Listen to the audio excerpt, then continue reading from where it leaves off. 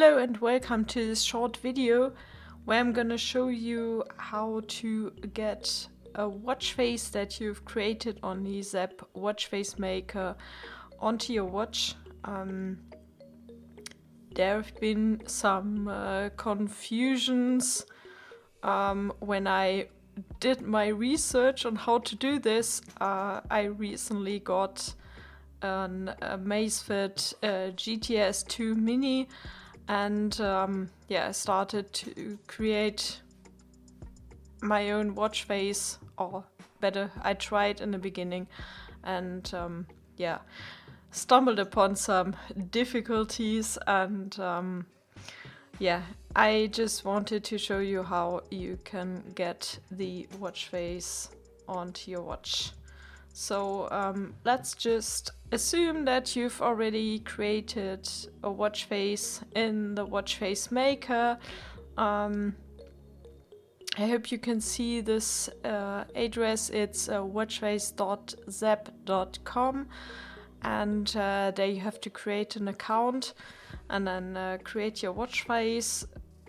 I might make another video on how to create a watch face, on how you can do this and create your own watch face basically.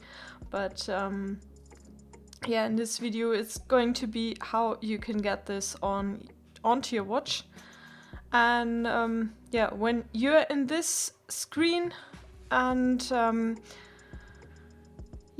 have created all of your stuff that you want to have for your watch face, then there's this hamburger icon that you can click, and we have this option to run it on the device, but I've stumbled upon several difficulties when trying to do this. One of them was that my app that I have on my phone told me that the watch face that I was trying to upload was not compatible with the device that I'm running. So but I'm sure I have the Amazfit GTS 2 Mini, and I also have the GTS 2 Mini connected to my app. So that was basically not true, but I could not figure out how to get there in another way. So what I did was choose this option, export the watch face package, and when I do this, you can do this for your watch face as well once you've created it. And let's just we can choose from either a preview image that you've created or a custom one, and I have a custom one there, which is pretty basic, but it doesn't matter. So we're going to export it.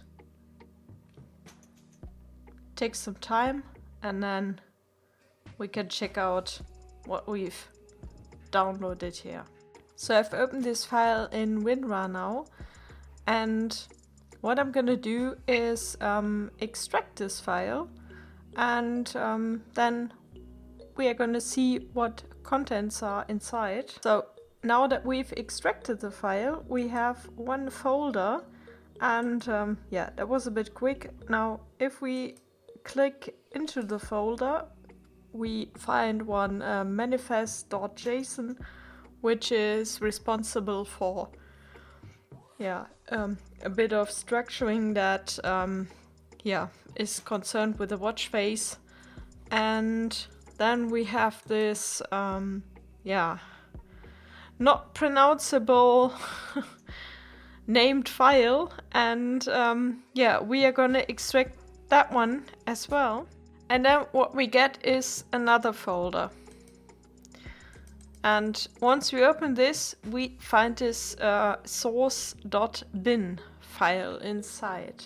And that is the one that you